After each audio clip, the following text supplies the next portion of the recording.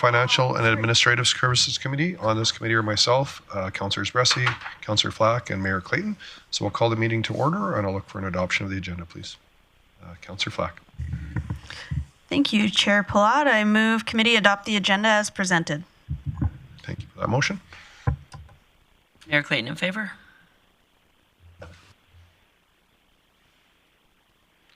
And that carries. We have no delegations, so we'll go into reports, and I'll go to our service area update and look to Chief Whiteway, please. Thank you, Chair Palat.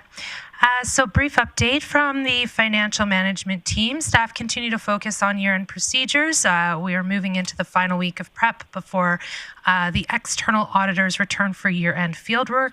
That's scheduled to begin next week for the first 2 weeks in March. The draft audited financial statements, along with the 2025 Q4 report, will be presented to the committee the later part of April. Tax and assessment, the assessors are handling inquiries from the recent assessment notices that have been mailed. Property owners have until the end of March to inquire on their property tax assessments for 2026. The team is also working with property owners who are at the tax sale scheduled for March 13th. We're hoping to have these accounts settled by March 6th. There's currently 3 bids on the market: the Bear River Control Structure Maintenance, Crystal Lake Trees and Trail Project, and Storm Sewer Flow Monitoring. Recently, we've closed bids on our outdoor furniture supply for parks, orthophoto and LiDAR data collection, as well as others. And recently, we've awarded a climate adaptation plan, the 2026 Road Rehabilitation Program Phase 1, and museum expansion design, amongst others. And the GIS and IT team have formalized infrastructure maintenance schedules to improve transparency, coordination, and operational stability for enterprise platforms that we rely upon across the organization. The department continues to meet with other departments to better understand business systems, applications, and tools used in active use. These discovery sessions are part of an overall technology audit for short and long-term strategic planning. Additionally, they've been working through business continuity and disaster recovery, the business impact analysis project specifically. This is a vendor-led review and prioritization with departments invited to validate critical services, dependencies, and recovery objectives. And finally, there's been some targeted network service agreements and connectivity decisions being finalized to support system upgrades and facility requirements, including those at the new dome. And that does complete my update for today. Okay, thank you for your update. Any questions from committee? Okay, seeing none, I'll just go to the next item, which is our procurement annual report, and I'll just look to Chief Whiteway to introduce, please. Thank you again, Chair Palat. So joining me today is our newest director for the service area. Director Kwai began with procurement and supply chain management in September, and he has brought forward today a 2025 summary of procurement for the year. This is not something that we've previously presented, and just something that was that Director Kwai had brought to the corporate leadership team, and we had thought it would be a great addition to this service area's committee meeting, increasing some reporting and transparency to yourselves and the public. And with that, I'll just pass it over to Director Kwai. Okay, thanks for that.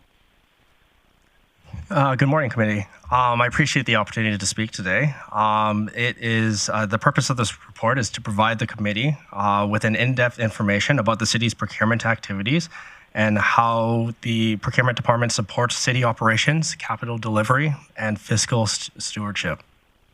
So in 2025, the Procurement and Supply Chain Management Department oversaw $85.28 million in procurement, including $64.32 million awarded through competitive processes across 92 projects. 51 of those projects were awarded locally, so that represented about $31.06 million flowing directly back into the local economy. A total of $20.96 million in direct awards were processed in accordance with the city's procurement policy. To date, the city currently manages 162 active contracts totaling over $90 million in commitments. And in 2025, the procurement department processed 5,855 purchase orders, representing a total procurement value of $118 million, which keeps city services running day to day. And it touches every department from road maintenance, public safety, recreation, utilities, and community services. In 2025, the Procurement and Supply Chain Management Department also generated $393,000 in revenue from surplus sales, which was a significant increase from the prior year. In 2024, we generated $263,000 in revenue. Some new procurement activity for 2025. So all procurements over $75,000 are publicly posted. So we introduced the Notice of Intent to Direct Award process, which is posted on APC and bids and tenders for increased transparency. We launched a new public procurement website on the city website to improve accessibility, vendor engagement, and public transparency. And we expanded the participation in cooperative purchasing groups, improving efficiency and compliance while leveraging national buying power. So currently we're on Canoe Procurement, but have recently signed the city up to Kinetic GPO and Sibera. The Supplier Performance Evaluation Program was relaunched to improve vendor accountability, track performance, and inform future awards. And in closing, 2025 was a year of strengthened transparency, improved value for taxpayers, and enhanced procurement oversight across the city. So it's my recommendation for committee to receive this report for information. Okay, thank you for the report. I'll just look to committee for questions. Councillor Bressy. Great. Well, welcome and thanks for the report. And I really do appreciate us making this report, and I look forward to seeing this every year. So this is well worth the effort for me. I'm curious if there's tracking of how many of these projects get delivered on time and on budget. So that is a new KPI that I'm actually currently working on right now, especially with the supplier performance program as well too. We actually changed up a lot of the questions within the supplier evaluation to further improve tracking. We have interim and final evaluations that we're putting out there to ensure that the suppliers are kept on track and provide any feedback to help them. Awesome. And I know this is a new report, so it's fine if it's not in here. Glad to hear you're working on that. But I just encourage that to be a metric we report on in the future. There's this perception that I think is a wrong perception that almost every project we do is over budget and over time. And I know that's the rare exception, not the actual rule. But I'd love to have something that I can very clearly share that story with the public. Thanks for that, Councillor Bressy. Other questions from committee? Mayor Clayton? Yeah, sorry. I just want to follow up on Councillor Bressy's comment. Sorry. Could you maybe explain to me what your answer again to Councillor Bressy's question? Oh, yeah, sure. So for the supplier evaluation program that we have, so we're relaunching it and we did a revamp of the supplier questions on there. And part of that is the project delivery timeline as well, too. So we have an interim timeline to make sure that the milestones are kept up to date. And then we score them. So our project manager would score them accordingly. And then we would have the final supplier evaluation at the end to determine whether they kept on time, how late they were, and they are scored accordingly to that as well, too. So I guess a question for the CFO. In your quarterly financial updates, would there be an opportunity to add a page that indicates that information that's collected? I'm just thinking that might be the easiest process, but if there's a different way for that reporting mechanism, maybe let me know. Thank you. Through the chair.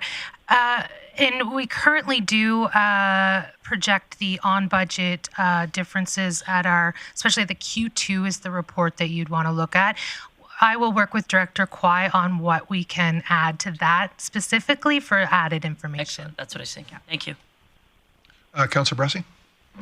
Great, thank you. My other question was, I appreciate seeing how much work is going to local companies. I'd love to see that number go up in the future, though, in, of course, trade-compliant ways. Is there any effort underway to help local companies know more about opportunities, or just can you tell me, is there any thought into how we can get that number up even higher? Well, one of the first steps was actually redoing the public-facing website on the procurement page to improve the how suppliers or potential suppliers can do business with the city. I will look into other ways to try to get the word out there for local suppliers to bid with the city.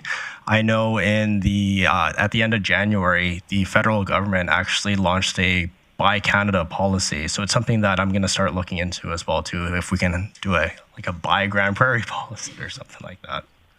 Awesome. I appreciate it. And just what I hear often in the community for business, so they just don't know how to even see the opportunities and find the opportunities. And I don't want to I don't want to give special treatments. For me personally, my priority is getting good contractors at a good price. But I'd hate to think that we're missing out on local people who could provide that best service, best price, just because they don't know. So excited to hear what thinking and what work goes into that. I just had a couple questions myself as well. I'm just curious on the cooperative purchasing groups. There's 4 groups listed there. I've heard that we work with the County of Grande Prairie, but they're not specifically a group we work with on procurement at this point. We work with the county on, so for example, the orthophoto bid that we just did, we are working in collaboration with the county to work together to build a scope of work. These cooperative purchasing groups are nationwide. So on behalf of all the memberships within Canoe, so there's different municipalities that take part of these cooperative purchasing groups. They put out a bid on behalf of everyone who's part of it. So it actually increases the economies of scale when it comes to getting better pricing. Okay. A couple other questions I did have. I appreciate some of the questions Councillor Bressie asked. Just wondering, is there going to be a process, and maybe it's on our Q2 financials, where this is what was approved and this is what was actually spent, so we can see? I still have a hard time. We approve things at budget, and then it's a capital item, and it kind of goes into the thing, and then we get this report back. And I'm just sometimes wondering, did they go over budget? Did they go under budget? Like, is that recorded in our Q2s, or is that going to be added to this report at some point? Thank you. Yes, so it would be reported in your Q2 report and Q4 report when we wrap up. So those 2 quarters have all your detailed capital project. Okay. What we demonstrate on those ones is what was approved, any changes to budget, if there was a mid-year approval or a variance approved by council.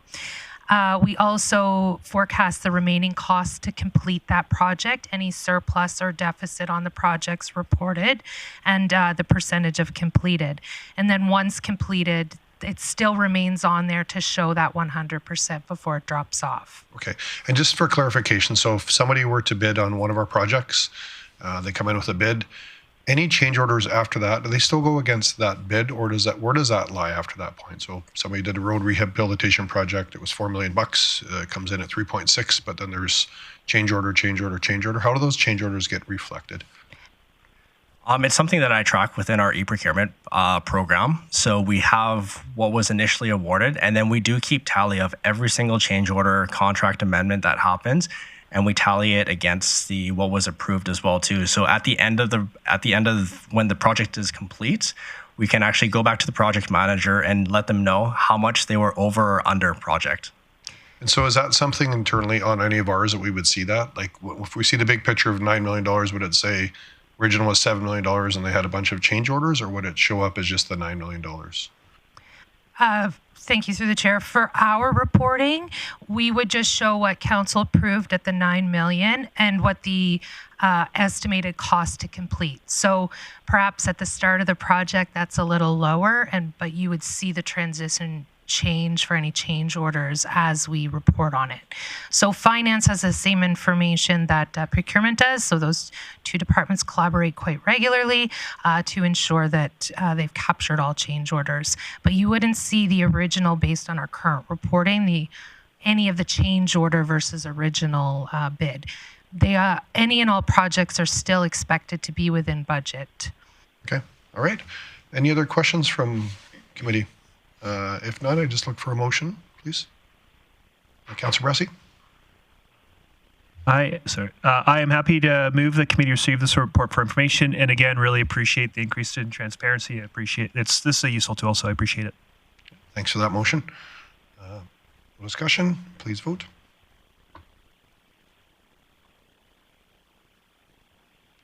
And that carries. And again, yeah, thank you for the new report. Any extra transparency we put around this stuff is always appreciated. So we have no correspondence, other business, or bylaws. So we'll go to the outstanding items list. Back to Chief Whiteway, please. Thank you, Chair Platt. No changes to the outstanding items list. Okay. So Councillor Flack. Thank you, Chair Palat. I move committee receive the February 24th outstanding items list as presented for information. Thank you for that motion.